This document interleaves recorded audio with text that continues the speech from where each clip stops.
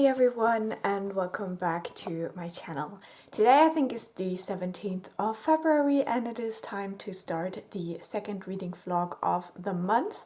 I want to quickly show you what I'm currently reading and give you a first couple of updates. Now, my main project right now is reading Go Tell It on the Mountain by James Baldwin, but I'm doing a complete reading vlog for this book, so I will probably not talk a lot about it here. I'm now at 25% into the book and so far I'm really enjoying it, so we'll see how that goes. And then I challenged myself to read one story of Out There Screaming a day. This was mainly an idea I had to get myself back into reading after really not feeling well in January and not reading a lot. So this is helping me just making reading something again that I do every day. And I have two stories to update you on. Now obviously I have already done updates in the first part of this vlog, so if you want to hear about the other stories, I would direct you to that video. So yesterday I read The Most Strongest Obeya Woman of the World by Nicole Hopkinson. And this was a very interesting story. It's quite a long one for this collection, but it kind of makes something that is pretty much an octopus the evil bad thing. And I just don't like that. I love these animals and I don't like it when people make them seem gross or evil or horrifying. So I wasn't the biggest fan of that, but I think the story was really well written. It uses a lot of the West Indies dialect, which was very interesting and I think would probably work especially well in the audiobook because obviously I don't really know how all of the dialects of the world sound. So yeah, I can imagine that being really great. And so I liked the story, but I didn't love it. And then today I read The Norwood Trouble by Maurice Brodus, and this one I also liked. This one is more of like a historical fiction with horror elements, and it deals with yeah, just the way white people treat people of color and the horrifying things that come from that, and kind of not quite revenge but something protecting them. So I like that story, but I felt like the writing was a little bit confusing to me, the way that the story was structured, kind of. I don't know. I can't really put my finger on it, but I was a little bit confused in the beginning.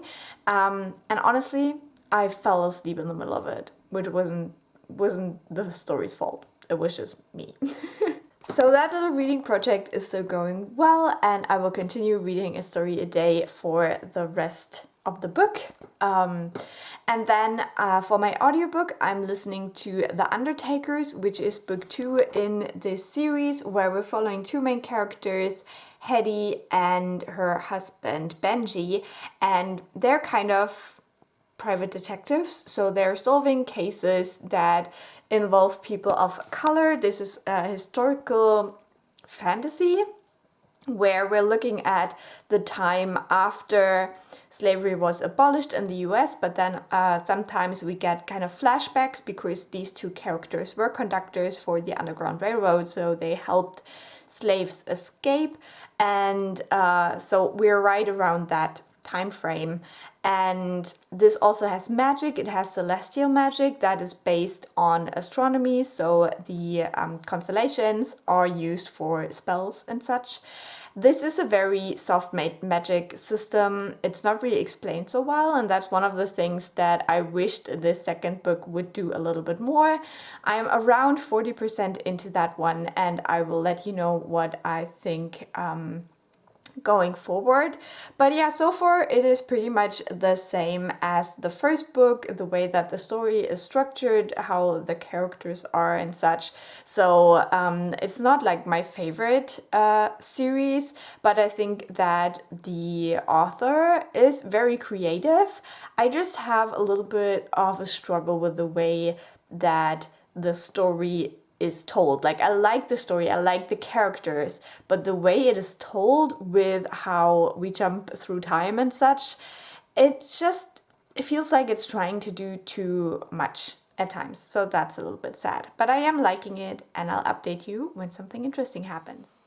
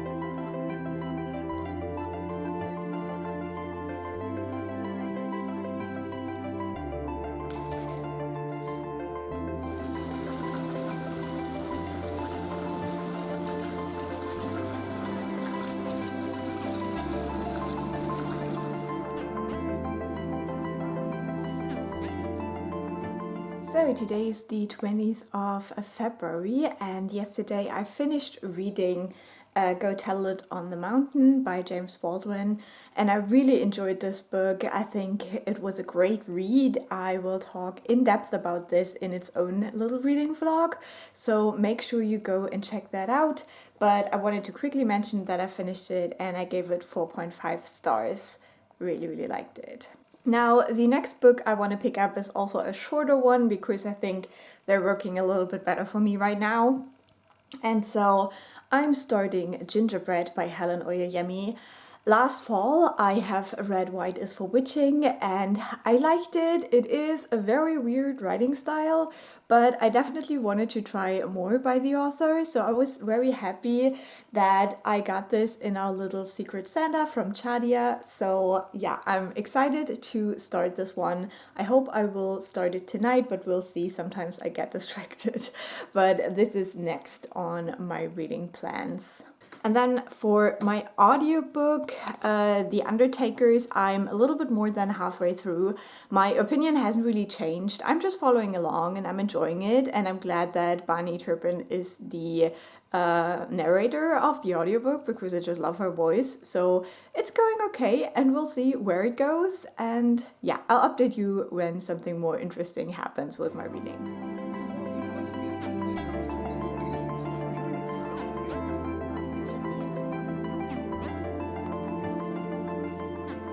So today is the 24th of February and I do have a quick reading update.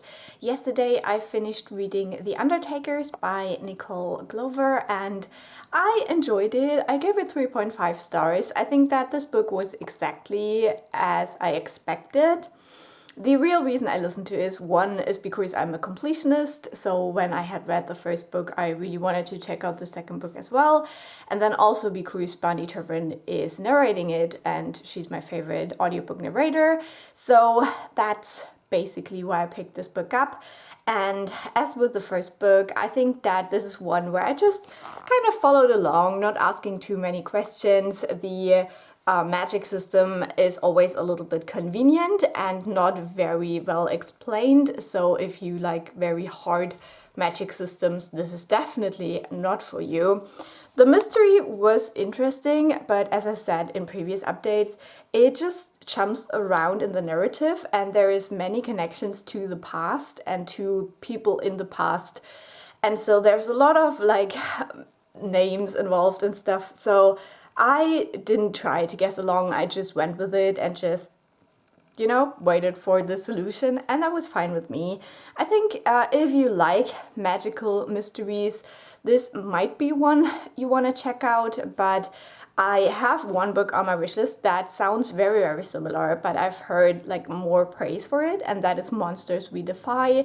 So I always wanted to read The Undertakers before I read that one, because if that one is better, I knew I would never get around to The Undertakers. So that is probably the next one I want to try in this realm of books. My next audiobook I now chose is We Deserve Monuments by Jess Hammonds, and I have no idea what this one is really about. I started listening to it but only like a couple of minutes, and we're following a teenage girl who, with her black mom and her white father is going back to the south somewhere where her black grandma lives, so the grandma on the mother's side, and she has cancer, so the whole family is going back there to be with her. And I think this will deal with some like family secrets, and then also growing up as a black person in the US, and especially probably in the South. And then I think it also has a sapphic romance. So that's like the buzzwords I know, and I'm really intrigued by it. I can listen to it for free on Audible right now, so that made it like jump up on my list. And I've only heard like great things about this, so I'm very intrigued to read it. And I'll let you know more once I'm a little bit further in. And then I managed to read one more story in Out There Screaming. It was A Grief of the Dead, I think. And this story did not work for me at all. It is quite a long one. It's almost 30 pages. And it is kind of a zombie story. And I just really don't like zombies. Like, you have to tell me an incredible story for me to like zombies. There's also like huge monstrous birds in there, so that reminded me a little bit of It by Stephen King. But yeah, it just wasn't for me. I didn't really connect with it. Was not my favorite. And so yeah, I still have a few stories to go, I think like 5. But for now, I'm actually going home to see my family. So I will be traveling today and I will be gone for a couple of days. So I will not bring that book. I hope that I will be able to read the last couple of stories once I'm back in the last days of February. And then I also have some other books on my TBR that I hope to squeeze in because I have next week off work. We'll see how well that works. I'll update you on it, because one major issue right now is that I also got my hold-in for Babel, and I'm already a little bit more than halfway into that book, but then I had to return it to the library and kind of put a new hold on it. So this will probably also destroy my reading plans a little bit, but I hope that when I can read on the train today and when I come back, that I will get a big chunk of that done. But yeah, it's a little bit unfortunate because I wanted to prioritize black writers, but then, as I said, I'm a completionist, and having this like half-read book on my Goodreads is killing me. So we'll deal with that, and I'll update you when something interesting happens.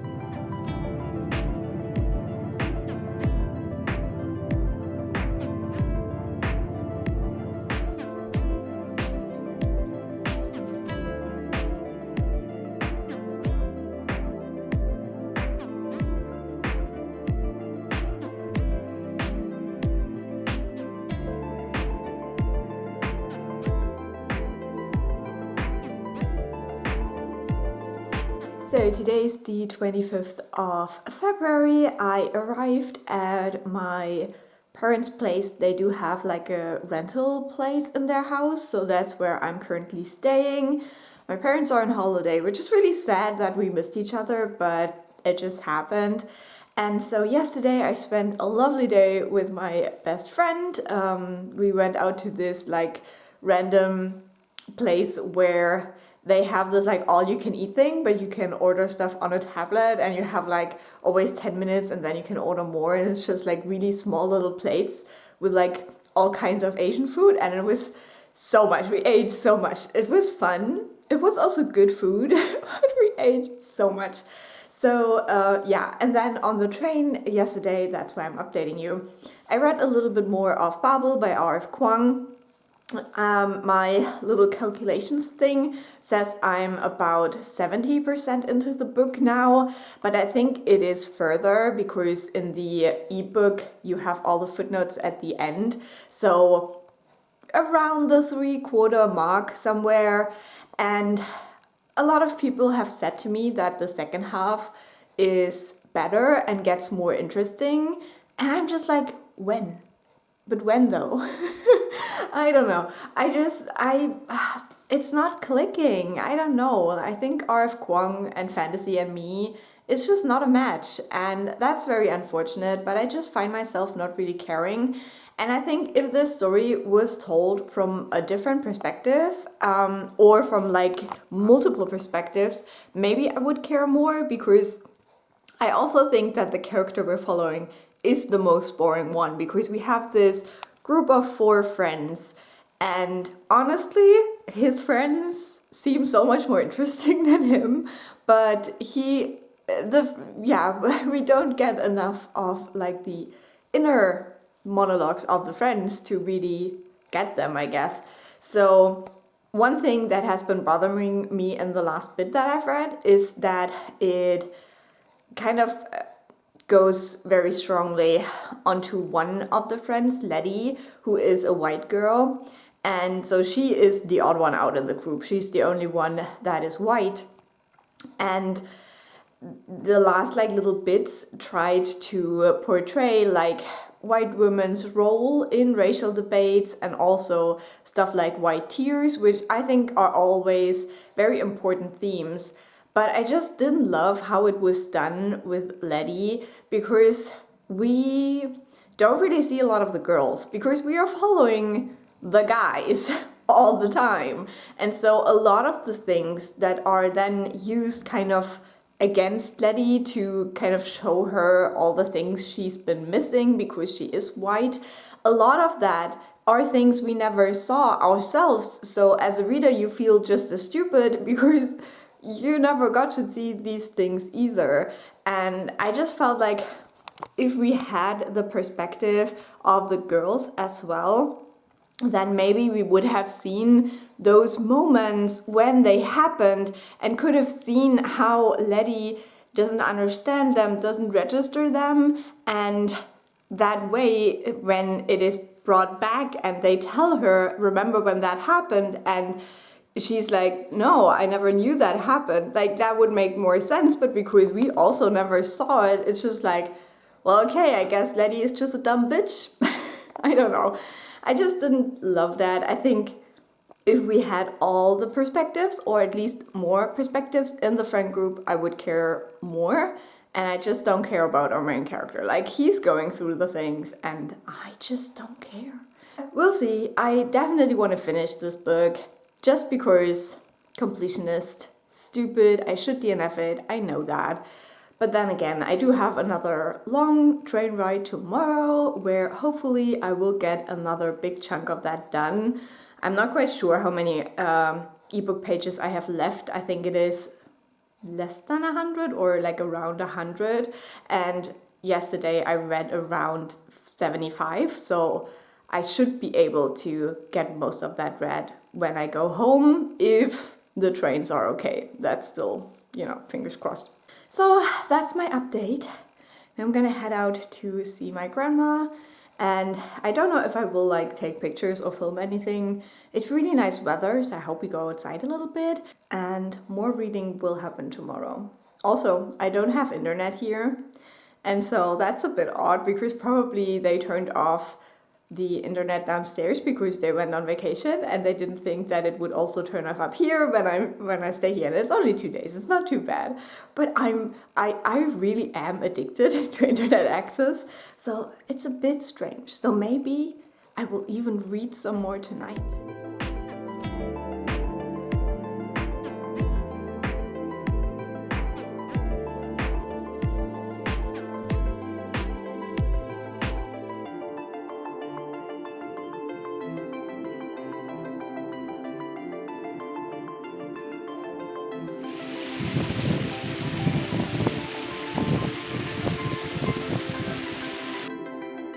So today's the 27th of February, I am back home, and on the train yesterday I did read more of Babel, and it's still the same, things are happening, but I think that a lot of it is so predictable because you know what R F Kuang is trying to say, so you know how certain characters have to behave because they're just kind of the little chess pieces that are moved to bring across the message.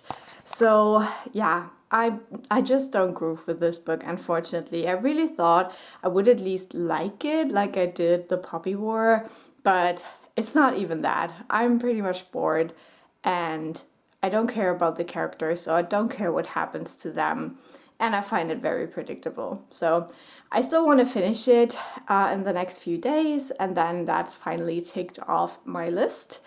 But I have other goals as well, because I have time off work now for the rest of February. So one thing is that I want to read Fearing the Black Body by Sabrina Strings, because this is a book I always wanted to read when I have time off work, so I have time to think about the contents of this book. This is a non-fiction book about fat phobia and how that is possibly related to racism, and I think this is quite a historical book, so it goes through different time periods and the body images and racial stereotypes that were attached. So I'm very, very intrigued by this book. I wanted to read it since it came out in 2019, so let's finally get around to this. And then I also want to read the remaining stories of Out There Screaming, so I can tick this book off as well. I think I have 5 stories left. This is like the priority, Out There Screaming and Fearing the Black Body. And when I have reached like my daily goals of those, then I will read more of Babel, and hopefully, if everything goes well, I can finish all 3 of these before the month is over. We'll see.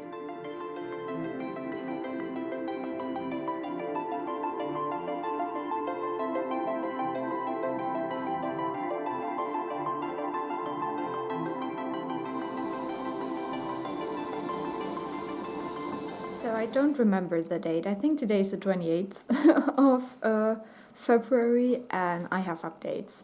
Last night I finished reading Babel by R F Kuang. I decided to give it 3.5 stars. I think the ending was okay. The whole book was okay. I still stand by everything that I've said. I wished we had multiple POVs in this book to really understand all of the characters. And I think that because the message was so clear that a lot of the plot was super predictable as well, I think that this whole outlook doesn't really reflect my feelings about the world. I feel like in the end it is quite hopeless, which I think is kind of sad because I want to have hope for this world. I don't know which one's more realistic. I can't just say that, you know, what I believe the world to be. But yeah, it was fine. It was okay. It's still my least favorite R F Kuang, and in the beginning there is a little note where she says that after the Poppy War, where she wrote what would sell, this would be the book that she writes just because she wants to, and she doesn't have to worry about what people think. And that's also the way it kind of read. Like, this is what she wanted to say, and she didn't really make like a super big effort to appeal to the reader in this one, and that's fine, you know, that's not a bad thing, but it just had like weaknesses that I would have hoped to see done differently, so I could have enjoyed the story more. But apart from that, I have other updates. Maybe let's start out with Out There Screaming. I did read 2 stories yesterday. I think the last one I talked about was A Grief of the Dead, which didn't really work for me. And then the next one was A Bird Sings by the Etching Tree. And that one deals with like accidents, like car accidents and stuff. And I realized that my vocabulary concerning cars and trucks and driving isn't that great, apparently, because I kind of struggled a little bit with some of the words. And then also I wasn't really sure if there was like a clear message there. It was fine, it was okay. And then I also read An American Fable, and that one was great. I really loved that story. It reminded me of Mudbound, the movie. I don't know if you've seen it. It is a couple of years old by now, but I think it is one of the best Netflix movies they did. In that story, we are following a soldier who returns after the First World War. He's a black soldier, and he goes back to the US to kind of feel like he doesn't belong, like this is not a country that wants him.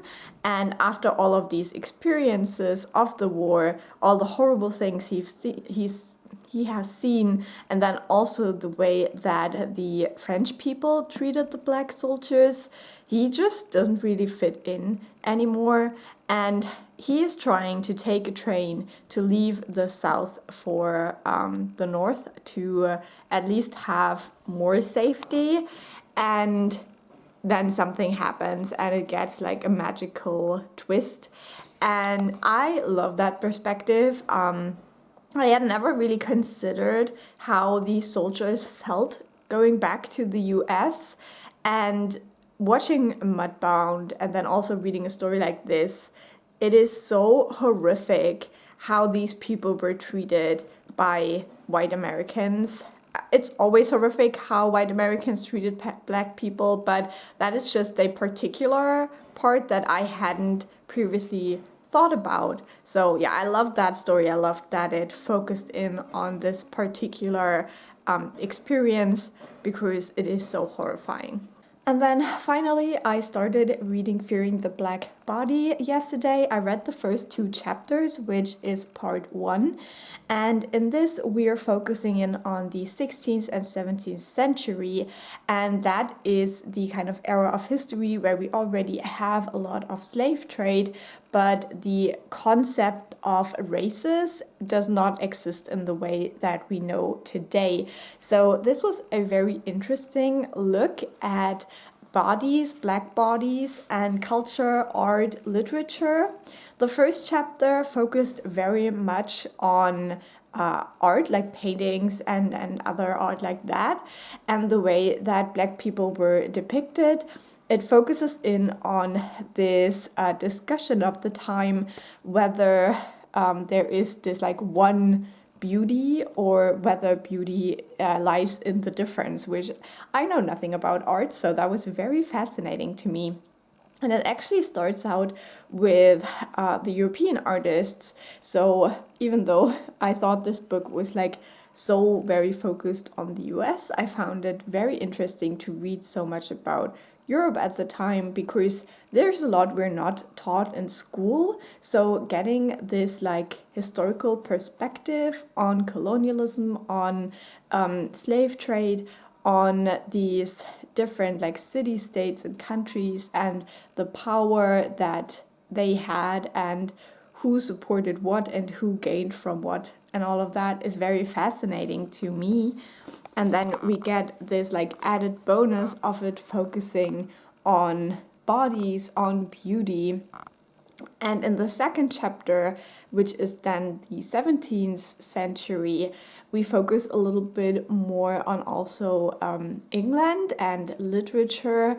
And I feel like it just gets diversified a little bit in the perspectives that we take in that second chapter on black beauty and black bodies. So far, I'm gaining so much from this book. I'm really enjoying it. I'm so glad I finally have the headspace to get into this, to learn from this. And it is so fascinating so far. So would highly recommend.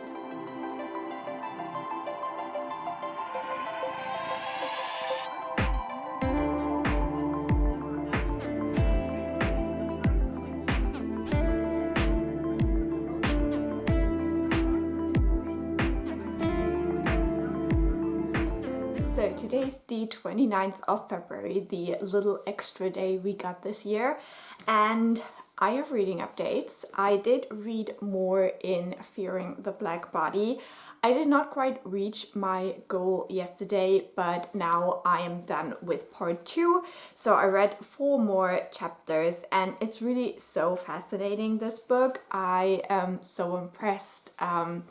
I must say that you read a lot more about white people than you might think with the title, but a lot of the like artists, philosophers who weighed into these topics at the time and whose voices were heard were white people. So they are creating the narrative basically. So that's why in this book we hear so much about them. In this second part, we are looking more at the development in the US. So in the first chapter, so the third chapter of the book, it is about this changing narrative concerning Black bodies. So we're looking at this shift from seeing them as small and undernourished to being portrayed as fat, and how this narrative of them giving into their animal instincts and stuff and overeating, how that shifted with the time, and how being a racial minority and having a full figured body was connected over time. And then in the next chapter, it zooms in more on the British, and we're looking at this new aesthetic that is being established, where being slender and eating a very strict diet is connected to being smart and intellectual, and how a full stomach or full tummy is associated with being dumb. And the kind of idea is that if you always kind of saturate your needs, then your brain just doesn't have to do anything all day or something like that. So that was the whole idea of that chapter. And then in the next one, we're then moving on to the US. And we're starting to focus on the specific connection in the US of the idea of nation, of who true Americans are, and kind of the racial undertones in that. So with that, we are moving away from the Black bodies, even though they are still considered as the lowest race in those racial theories that were created during that time. But then we're looking more into the kind of separations that were done within the white race. So we see how at first we have this idea of the Anglo-Saxons, who are seen as the top white race, and then all the other ones that are constructed as kind of mixed. So they have kind of a percentage of Black or Asian in them, and that's the whole reasoning why, for example, the Celtic Irish people are seen as lesser than the Anglo-Saxons.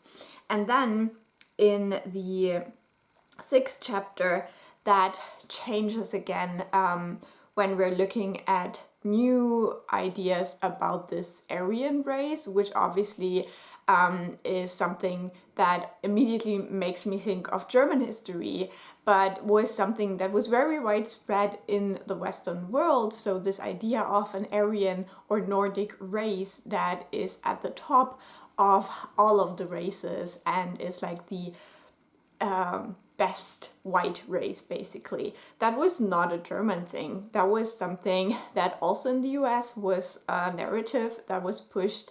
We also see how eugenics play into these arguments, and then also what I found interesting is how this idea of an Aryan race is supported in a way with the new immigration that the US had from Southern and Eastern Europe. So the Irish weren't the problem anymore, but Jewish immigrants and Italian immigrants were the unwanted that then needed to be racially defined as other so that they can be rejected from these Aryan whites. So while this book looks at all of that, there are always references to body weight as well, and body size. So this Aryan race is always portrayed as slim, as slender, as fit and muscular, while the other ones are seen as the fat ones.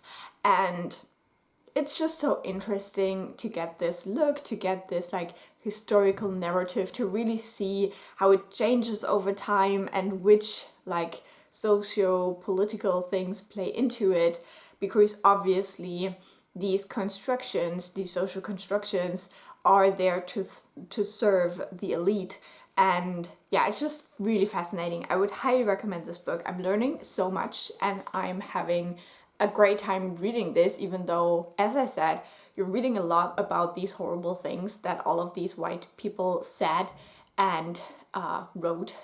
So it's not fun in the content, but it just feels so good to learn some new perspective on something that I have studied for quite a while now, but it just makes it feel fresh again, and that's really cool.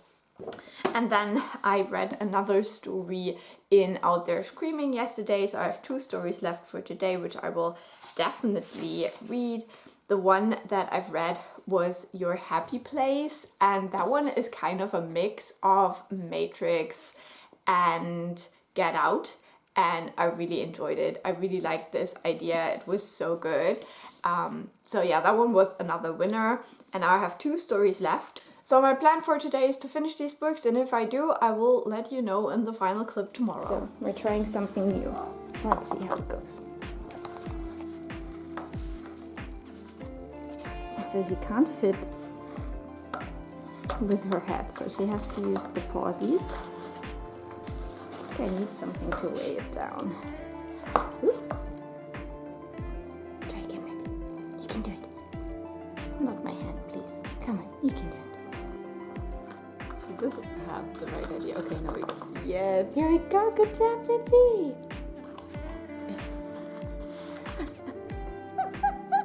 She's nothing if not determined.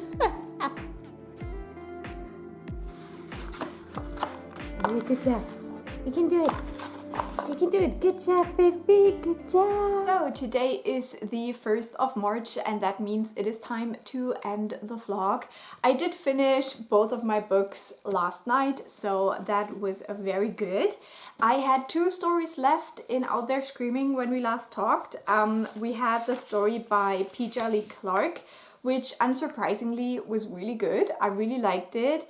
It's definitely creepy, and it deals with this, with the fact that kids are growing up with addicted parents and what that could look like.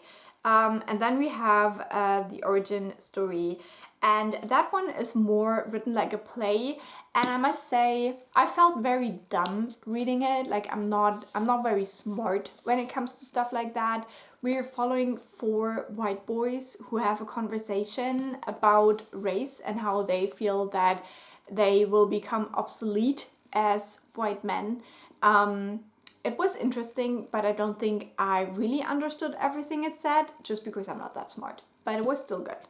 So overall, this book really enjoyed. I would say it's a 4-star, averaging through all the stories, but some of the stories in here were just really good. So would definitely recommend. And then I also finished the last part in Fearing the Black Body. The last 2 chapters focused in on medicine and how medicine comes into this discussion of race and body weight very late, and basically the whole the whole narrative already exists, and medicine just jumps into this as well. In this second to last chapter, we follow more the steps of people who fought thinness. So they saw that all these like super skinny girls in the US were actually a danger to their race, and so they wanted to educate on healthy diets and get these girls to eat more. And you will never look at Kellogg's the same way again if you read this. I had no idea what the background of that company was, and it was very intriguing. And then the last official chapter focuses on the change when thinness is not like the main problem anymore, but when it changes over to fatness and obesity, and that being targeted by medicine.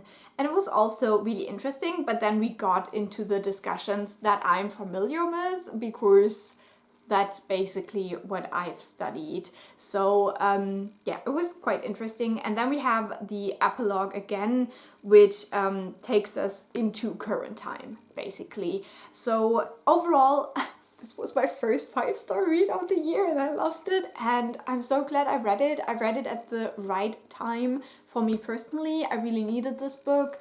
It just reminded me why I do research and why I love doing research, and it was just so interesting. And even though I looked at this from a more academic perspective, anyone can read this. It's very approachable. The writing style is very clear, very nice to read, easy to understand. I would highly recommend, and I think this topic is just so fascinating. Just looking at how certain narratives in our society come to be is so interesting to me. So I love this. It was great. Highly recommend. So I think the only book I haven't really updated you on is my current audiobook, We Deserve Monuments. I'm about a quarter of the way through that, and I'm really enjoying it. I enjoy looking at those themes of friendship, of family, of queerness, of race and racism. It's very, very good. I will talk more about it in the next vlog when I'm more into it, but so far I'm really liking it as well. So that's all I wanted to update you on. I hope you enjoyed this vlog. It's probably a longer one, and I'm sorry, but I can never shut up. And I will talk to you soon. Bye!